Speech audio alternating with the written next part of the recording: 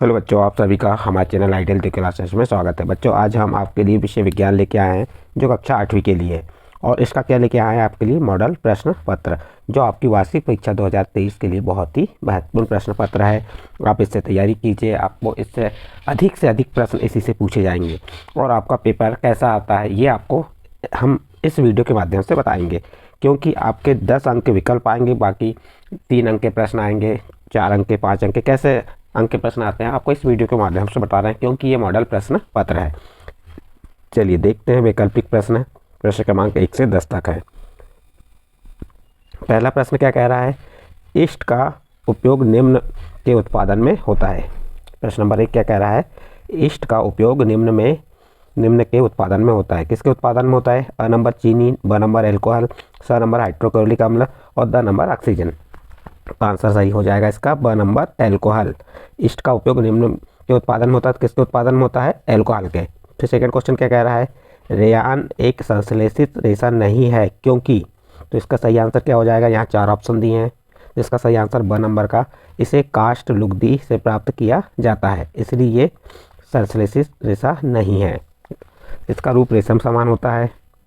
A number, ब number, इसे काष्ठ लुगदी के से प्राप्त किया जाता है। स नंबर, इसके रेशों को प्राकृतिक रेशों के समान बुना जा सकता है। और द नंबर, इनमें से कोई नहीं। तो इसका सही आंसर ब नंबर हो गया, इसे काष्ठ लुगदी से प्राप्त किया जाता है। नेक्स्ट अगला क्वेश्चन देखते हैं। क्वेश्चन नंबर 3 क्या कह रहा है इसमें?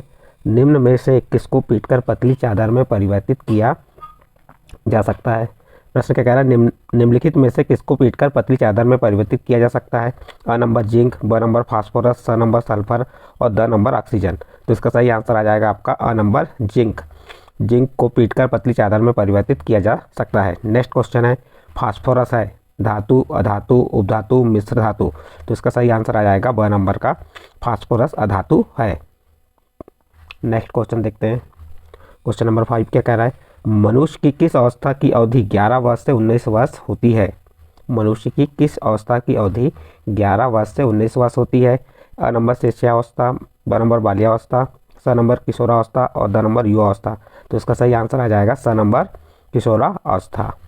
नेक्स्ट क्वेश्चन देखते हैं। क्वेश्चन नंबर 6, खालिस्तान का मात्रक पास्कल होता है। खालिस्तान का मात्रक पास्कल होता है, तो आंसर में आ जाएगा किसका होगा बताइए। यहाँ पे 4 ऑप्शन दिए, बल, चाल, क्षेत्रफल, दाब।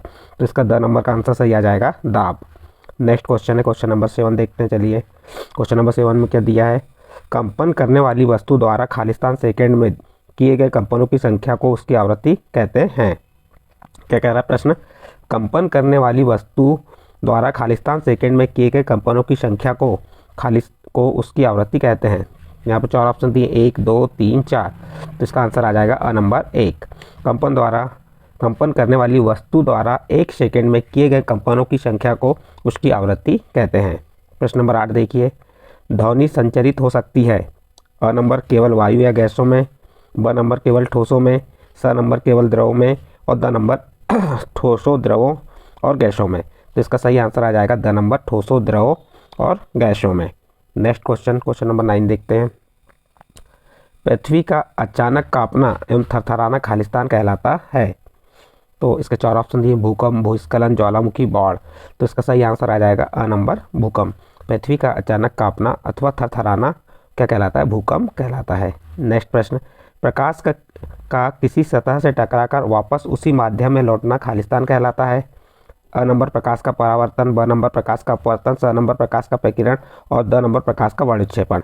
तो इसका सही आंसर आ जाएगा आपका अ नंबर प्रकाश का परावर्तन। प्रश्न क्या था? प्रकाश का किसी सतह से टकराकर उसी माध्यम में लौटना प्रकाश का परावर्तन कहलाता है। तो इसका अ नंबर का आंसर सही होगा। इस प्रकार बच्चों आपके यहाँ पे जो 10 प्रश्न आपके 10 अंक के कंप्लीट हुए। कौन से प्रश्न थे? बहुविकल्पी प्रश्न थे। अब आपके आते हैं लघु उत्तरीय प्रश्न। लघु उत्तरीय प्रश्न 11 से 20 तक रहेंगे। इसका पहला प्रश्न क्या कह रहा है? फसल को कितने वर्गों में बांटा गया है? प्रत्येक वर्ग के 2-2 उदाहरण लिखिए। उत्तर है इसका, मोटे तौर पर फसलों को 2 वर्गों में बांटा जा सकता है, खरीफ की फसल और रबी की फसल। तो वे इस प्रकार हैं, जैसे अब देखिए खरीफ की फसल क्या है? खरीफ की फसल वह फसल जिसे वर्षा ऋतु में बोया जाता है खरीफ फसल कहलाती है। भारत में वर्षा ऋतु सामान्यतः जून से सितंबर तक होती है। धान, मक्का, सोयाबीन, मूंगफली, कपास इत्यादि खरीफ की फसल हैं। फिर दूसरी फसल क्या थी? रबी की फसल। शीत ऋतु यानी अक्टूबर से मार्च में उगाई जाती है जाने वाली फसलें रबी की फसलें कहलाती हैं, जैसे गेहूँ, चना, मटर, सरसों, अलसी रबी के फसल के उदाहरण हैं। तो इस प्रकार आपका प्रश्न नंबर 11 यहाँ पे कंप्लीट होता है। नेक्स्ट अगला प्रश्न देखते हैं, प्रश्न नंबर 12। खरपतवार किस प्रकार नुकसान पहुँचाते हैं? खरपतवार फसलों को किस प्रकार नुकसान पहुँचाते हैं? उत्तर देखिए। खरपतवार जल, पोषक, जगह और प्रकाश की स्पर्धा कर फसल की वृद्धि पर प्रभाव डालते हैं। कुछ खरपतवार कटाई में भी बाधा डालते हैं तथा मनुष्य एवं पशुओं के लिए विषैले हो सकते हैं। तो इस प्रकार खरपतवार फसलों को नुकसान पहुंचाते हैं। नेक्स्ट अगला क्वेश्चन है आपका क्वेश्चन नंबर 13 देखते हैं। चलिए क्वेश्चन नंबर 13 में क्या कह रहा है? प्रतिजैविक का उपयोग करते समय हमें क्या क्या सावधानी रखना चाहिए? प्रश्न क्या है? प्रतिजैविक का उपयोग करते समय हमें क्या क्या सावधानियां रखना चाहिए? तो उत्तर देखिए इसका। डॉक्टर की सलाह पर ही प्रतिजैविक की दवाएं लेनी चाहिए। जो प्रतिजैविक दवाइयाँ होती है वो किसकी सलाह पर लेनी चाहिए? डॉक्टर की सलाह पर लेनी चाहिए तथा उस दवा का कोर्स भी पूरा करना चाहिए। यदि आप प्रतिजैविक उस समय लेंगे जब उसकी आवश्यकता नहीं है, तो अगली बार जब आप बीमार होंगे तो आपको प्रतिजैविक की आवश्यकता होगी तो वह उतनी प्रभावी नहीं होगी। इसके अतिरिक्त अनावश्यक रूप से ली गई प्रतिजैविक शरीर में उपस्थित उपयोगी जीवाणु भी नष्ट कर देती है। सर्दी, जुकाम एवं फ्लू में प्रतिजैविक प्रभावशाली नहीं है क्योंकि यह रोग विषाणु द्वारा होते हैं। तो इस प्रकार आपका प्रश्न नंबर 13 यहाँ पे कंप्लीट हुआ। इसके बाद आपका प्रश्न नंबर 14 क्या कह रहा है? नायलॉन के किस गुण के कारण उसका उपयोग कपड़ों के निर्माण में होता है?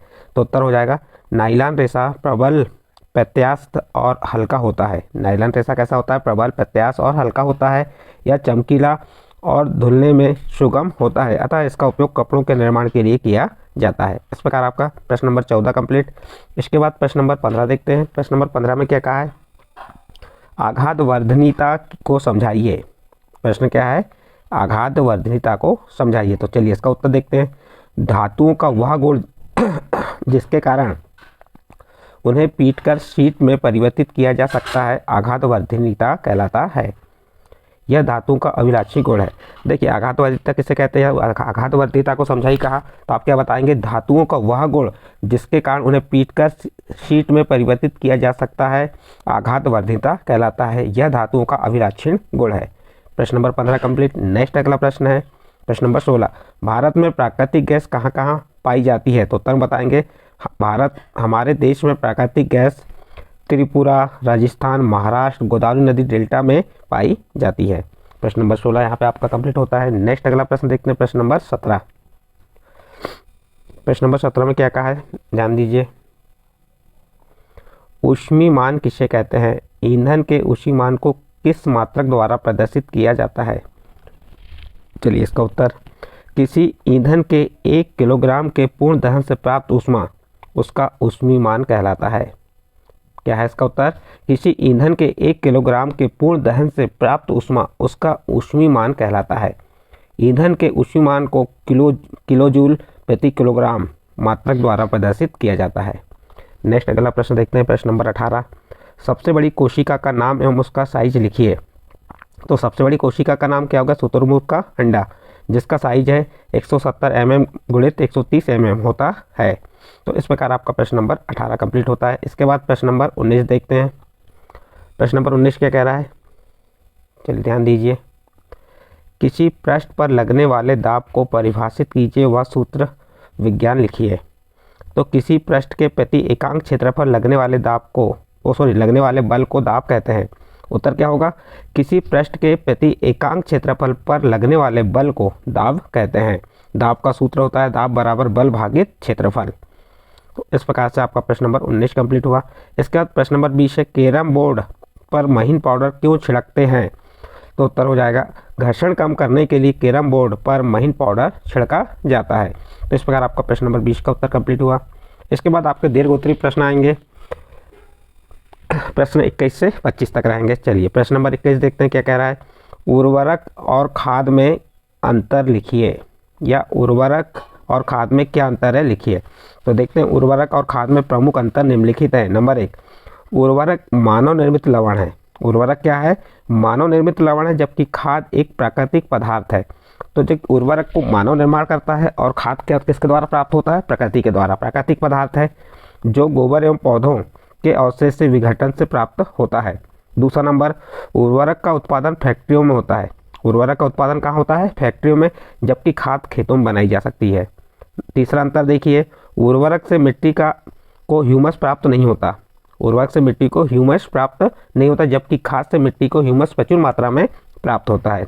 चौथा अंतर देखते हैं, उर्वरक में पादक पोषक जैसे कि नाइट्रोजन, फास्फोरस और पोटेशियम प्रचुरता में होते हैं, जबकि खाद में पादक पोषक तुलनात्मक रूप से कम होते हैं। इस प्रकार से आपका जो प्रश्न नंबर 21 था, उर्वरक और खाद में क्या अंतर है लिखिए, तो आपको यहाँ पे हमने बता दिए।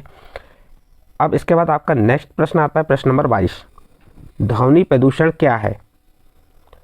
ध्वनि प्रदूषण के प्रमुख कारणों का उल्लेख कीजिए। तो उत्तर देखिए इसका, वातावरण में अत्यधिक अवांछित ध्वनि को ध्वनि प्रदूषण कहते हैं। देखिए वातावरण में अत्यधिक अवांछित यानी कि अवांछित मीन्स जैसे डीजे वगैरह जो बज गए, तेज साउंड में बज गए, तो ये अवांछित ध्वनि क्या होते हैं? ध्वनि प्रदूषण। ध्वनि प्रदूषण के प्रमुख कारण है वाहनों की ध्वनियाँ, विस्फोट जिसमें पटाखों का फटना भी सम्मिलित है, मशीनें, लाउडस्पीकर आदि, ऊंची आवाज़ में चलाए गए टेलीविज़न तथा ट्रांजिस्टर, रेडियो, रसोई घर के कुछ उपकरण, कूलर, वातानुकूलित आदि सभी ध्वनि प्रदूषण के लिए उत्तरदायी हैं। तो इस प्रकार से आपका प्रश्न नंबर 22 यहाँ पे कंप्लीट होता है। इसके बाद प्रश्न नंबर 23 देखते हैं। प्रश्न नंबर 23 में क्या कह रहा है, पढ़िए प्रश्न नंबर 23 क्या दिया हुआ है यहाँ पे। प्रश्न नंबर 23 है, संश्लेषित रेशों का औद्योगिक निर्माण वास्तव में वनों के संरक्षण में सहायक हो रहा है, टिप्पणी लिखिए। प्रश्न क्या है, संश्लेषित रेशों का औद्योगिक निर्माण वास्तव में वनों संरक्षण में सहायक हो रहा है, टिप्पणी लिखिए। तो चलिए इसका उत्तर देखते हैं। संश्लेषित रेशों को पौधों और जंतुओं से प्राप्त नहीं किया जा सकता। देखिए संश्लेषित रेशों को पौधों और जंतुओं से प्राप्त नहीं किया जा सकता, इन्हें रासायनिक पदार्थों का उपयोग करके बनाया जाता है। संश्लेषित रेशों को किससे बनाया जाता है? रासायनिक पदार्थों का उपयोग करके बनाया जाता है। ये मानव निर्मित कृत्रिम रेशे हैं, इसलिए इसके निर्माण में पेड़ पौधों को काटने की आवश्यकता नहीं होती, जबकि प्राकृतिक रेशों को प्राप्त करने के लिए पेड़ पौधों को काटना पड़ता है। अतः यह कहा जा सकता है कि संश्लेषित रेशों का औद्योगिक निर्माण वास्तव में वनों संरक्षण में सहायक हो रहा है।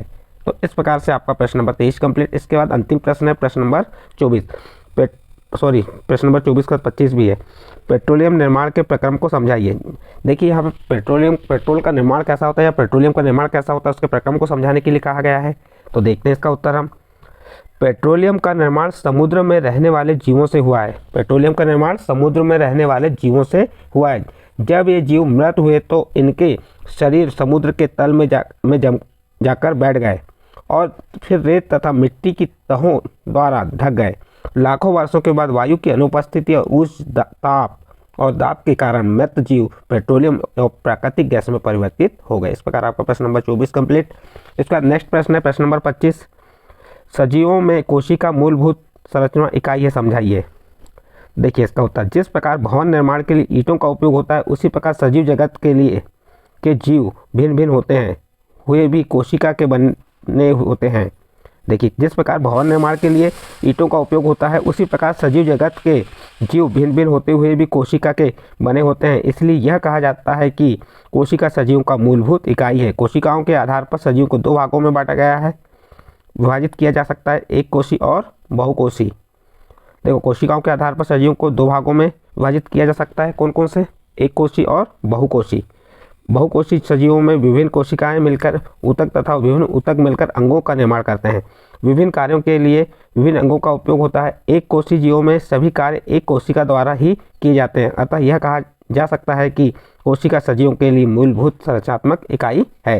देखिए बहुकोशी सजीवों में क्या होता है, विभिन्न कोशिकाएं मिलकर ऊतक तथा विभिन्न ऊतक मिलकर अंगों का निर्माण करते हैं। विभिन्न कार्यों के लिए विभिन्न अंगों का उपयोग होता है और एक कोशी जीवों में सभी कार्य एक कोशिका द्वारा ही किए जाते हैं। अतः यह कहा जा सकता है कि कोशिका सजीवों की मूलभूत संरचना इकाई है। इस प्रकार बच्चों आपके यहाँ पे हमने इस प्रश्न मॉडल प्रश्न पत्र के माध्यम से आपको हमने कितने 25 क्वेश्चन बताए जो आपके वैकल्पिक प्रश्न सहित थे। यदि ये प्रश्न या वैकल्पिक प्रश्न आपको अच्छे लगे हों तो आप हमारे चैनल आईडियल क्लासेस सब्सक्राइब कीजिए, लाइक कीजिए एवं अन्य ग्रुप में शेयर जरूर कीजिए।